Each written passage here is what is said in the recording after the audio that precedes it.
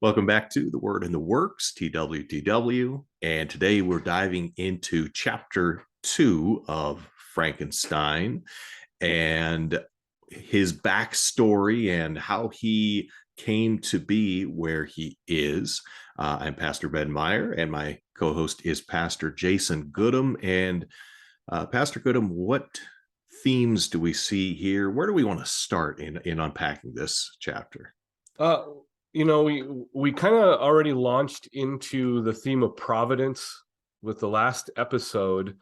That gets magnified quite a bit. We're going to see an increasing use of religious and especially divine terminology without the acknowledgement of the presence of a personal God. Mm-hmm. And it's fascinating. As someone who doesn't know too much about Mary Shelley, there's a lot of speculation. Did she intend it to be this way as a commentary on humanity? Is this because she wasn't a devout religious person that she wasn't capable of getting there? It works either way. Yeah. But Frankenstein starts to realize that he's being thwarted by a higher power. And I think we get to the depths of the depravity of what he experiences because he's either unwilling or unable to identify what that higher power is. I think the some part of what's interesting in this chapter to me are the different relationships he has with the other characters, and their characters are fleshed out, but it their characters almost serve as a foil for his. So what we learn of them, it reveals things about Dr. Frankenstein. So one of the lines that stood out for me: harmony was the soul of our companionship, and the diversity and contrast that subsisted in our characters drew us nearer together. He's talking there about Elizabeth, who is the adopted sister, future wife. But harmony is obviously a very good thing, and in marriage we are created, man and woman, to have that harmony and to be different. But I don't think it's again kind of the bizarro thing happening here, right? It's the bizarro Superman where you have this kinship, this marriage that's going to come down the line, but it's always kind of not really what it is supposed to be. It's a bad imitation. It's a knockoff. It's a flawed version of what it should be.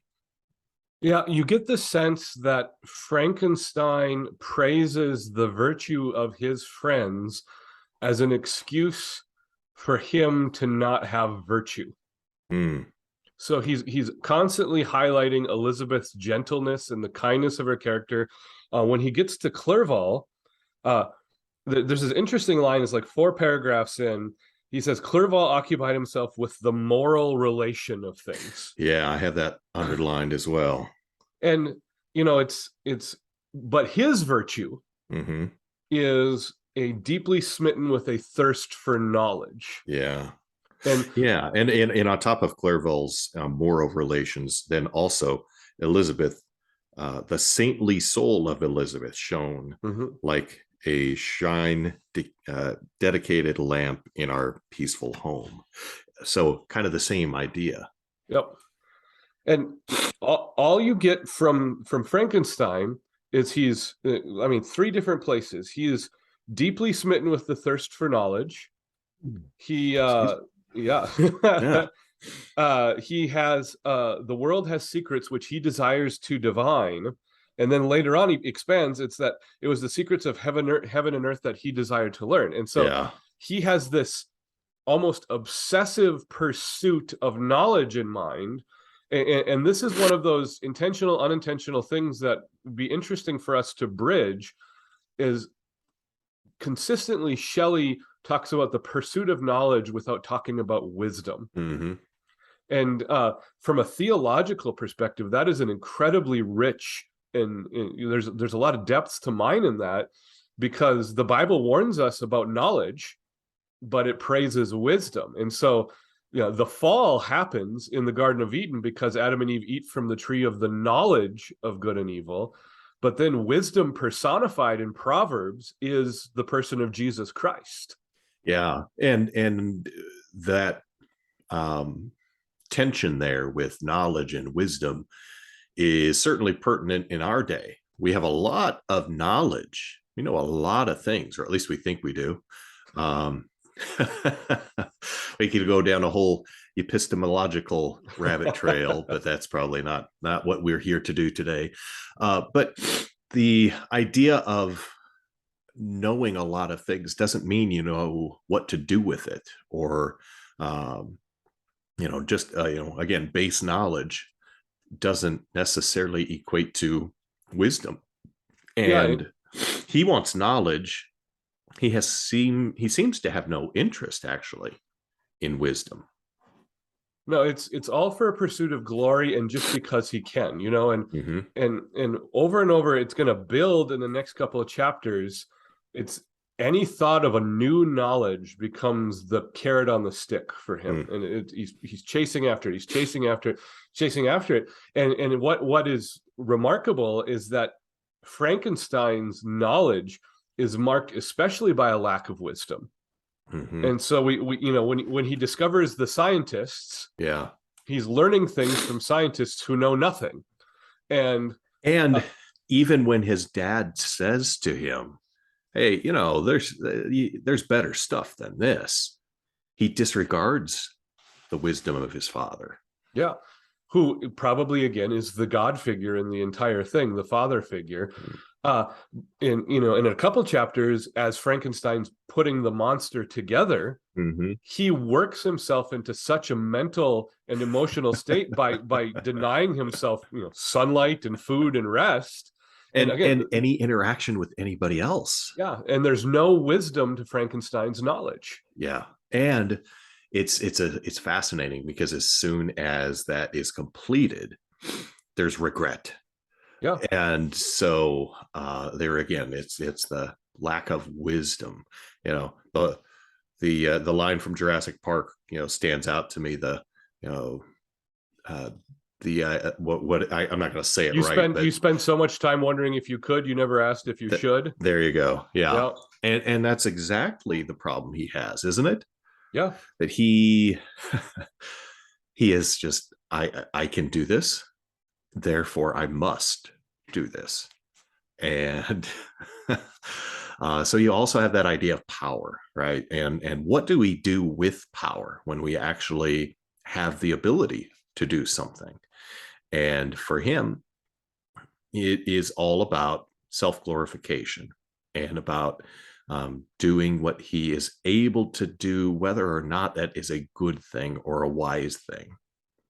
Well, and it's a good, that was the spirit of the age of the early 1800s. It's man's pursuit for glory, marked imperial Britain, right? Everyone was chasing after glory. It was the age of discovery. It was the Industrial Revolution. All of this is going on. So that's not unusual, but it typifies the pride in the idolatry of our sinful nature. Yeah. Is we're always glorifying self rather than being grateful for everything we have not coming from us. Yeah. And so then some of the different authors that he begins to read. Well, he begins with, Cornelius Agrippa, and we're going to talk more about those authors in the next chapter. I want to kind of wait with that because I think some of the themes fit well together. But he begins to read this, and his father sees it. He says, Cornelius Agrippa, my dear Victor, do not waste your time upon this. It is sad trash. And then he says, if instead of this remark, my father had taken the pains to explain to me the principles of Agrippa had been exploded, and that a modern system of science had been introduced, which possessed much greater powers than the ancient, because the powers of the latter were chemical, chimerical, while those of the former were real and practical. Under such circumstances, I should certainly have thrown Agrippa aside and have contented my imagination, warmed as it was, by returning with greater ardor to my former studies. And I want to say, I don't believe you. Yeah. Well, it's Not only that, but this is God in the garden, right? yeah, it's Don't very eat Garden of of that. Eden. Well, you didn't explain to us why we shouldn't, and you didn't give us all the details. And this is one of the problems we have when we read scripture and God doesn't give an answer on something, and we say, "But I want to know." Yeah. And God We says, "I don't want to tell you." And we say, "But you have to. You have to explain yourself to me." we, we think we're owed something by Yeah, God because yeah. of our sense of self. And yeah, it's, I mean, there's very much in the background here. Did God really say? Mm-hmm. And, it's, well, you shall not eat of it or touch it. You know how Mm-hmm. Eve corrupts God's word. Mm-hmm. It's, uh, it's, it's not that I should trust my father, because in every other aspect of my life, my father has shown himself to be wholly trustworthy. Right. It's my father dismissed this out of hand, and so And it didn't just, explain to me all of the reasons yeah. why. And Yeah. there's that undercurrent again of not my fault. Yep. We Yep. saw that first with Walton. Mm. Frankenstein at times is going to excuse it away, and then Mm. he'll come back and admit that he was wrong. Mm. But it snowballs into him, going too far. Well, it's because it was the woman's fault, and it was the serpent's fault. Yeah, it's always someone else. Yeah. And Yeah. in his explanation of this, he two incredible statements. One, he thinks he's the only one who can understand them, which is why they're Right. being this. Yes. They appeared to me treasures known to few besides myself. Mm-hmm. So there's the arrogance, and then he rounds back to that religious terminology in the very next paragraph. The most learned philosopher knew little more. He had partially unveiled the face of nature, but her immortal lineaments were still a wonder and a mystery. Mm-hmm. He might dissect, anatomize, and give names, but not speak of a final cause. Mm-hmm.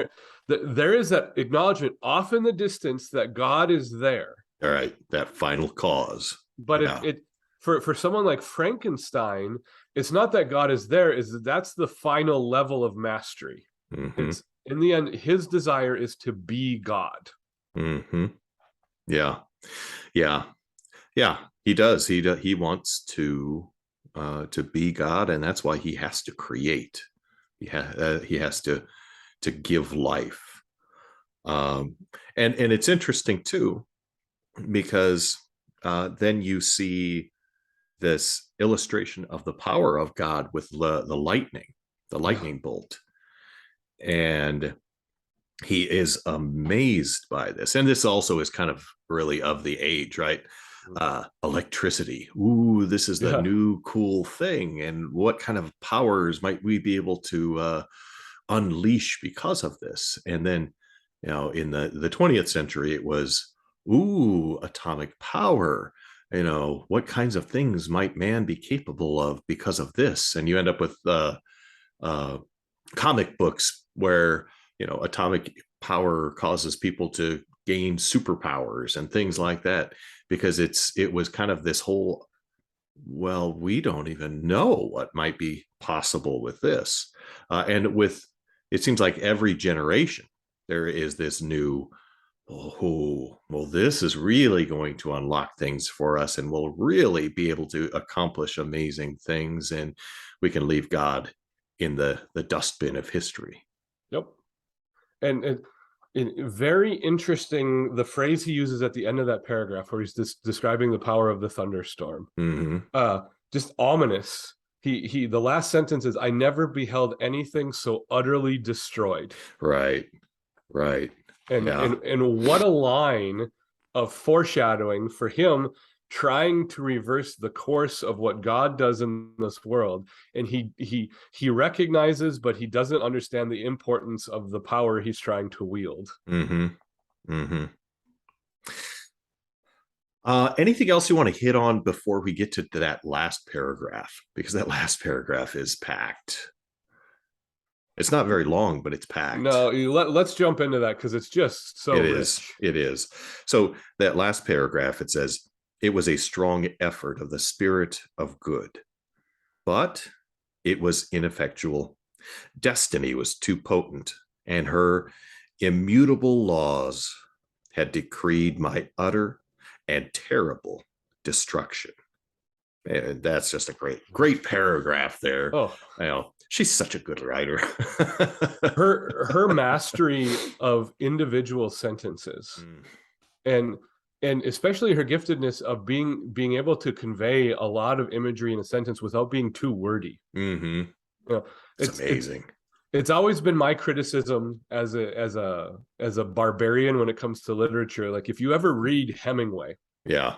they talk about him crafting a sentence, but Hemingway just goes on and on and on and He does. and F. Scott Fitzgerald is the exact same way. Yeah. Yeah. But They can be very efficient in a sentence, but very inefficient in a paragraph, if that makes or sense, or a or in an page or a idea, or chapter. yeah. Yeah. But Yes. Yeah.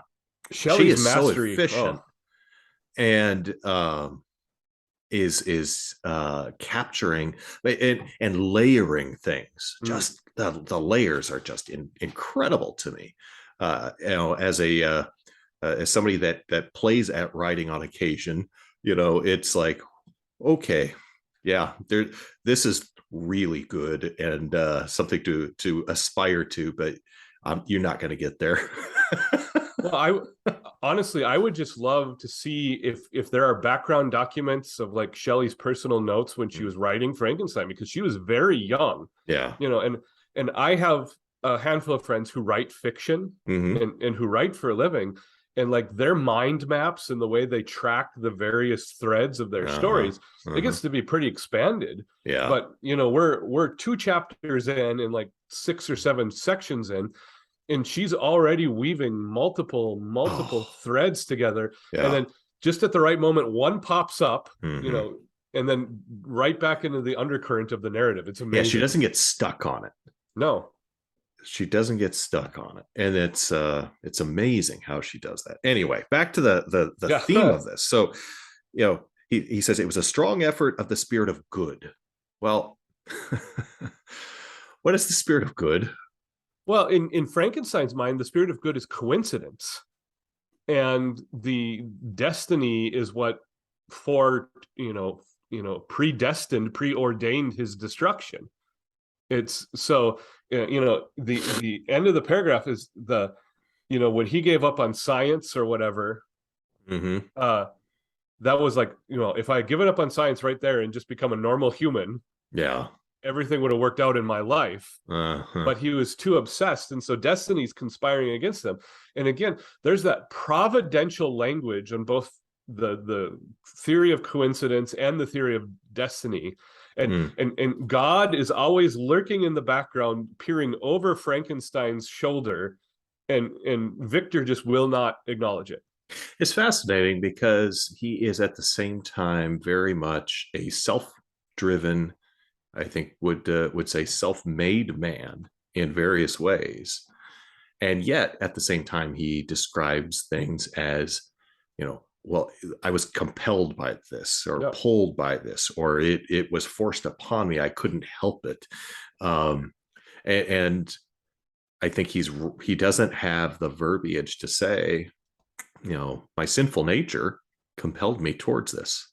That it was my sinful flesh that I had to go down this path because I would not repent of this. And the spirit of good. Well, that's a euphemism. That's a different wording that he's using there, but really he's trying to talk about God. Yeah. God tried to stop me from doing this, but then he says destiny was too potent. Well, okay, what is destiny? That's he's again using this idea of some outside force but he would not ascribe that to God, and nor would we say, well, nope, God forced you to do that. But at the same time, he does seem to have this idea of, well, I'm in control of all of these things, and yet really I'm kind of not. I'm being pulled, I'm being forced, I'm being pushed. Well, it's very much the marks of romanticism and romantic literature, a rejection of the cold intellectualism of the Enlightenment, Mm, is what this happens. But he's these passions that he has are being worked against and counteracted by passions in the environment around him. And that's his worldview. mm, It's that uh, Frankenstein, insofar that he's a fictional character, Frankenstein sees what he does as a passion, yeah. but he also sees the forces working against him as an equal and opposite passion. And so it's this very emotive kind of pre-Disney follow your heart sort of thing, and Yeah. It's interesting because he describes destiny as having immutable laws, yeah, there's that religious language again. right? So immutable, unchangeable. And those are, that's an attribute of God, is that he is immutable. He does not change. Uh, what is that?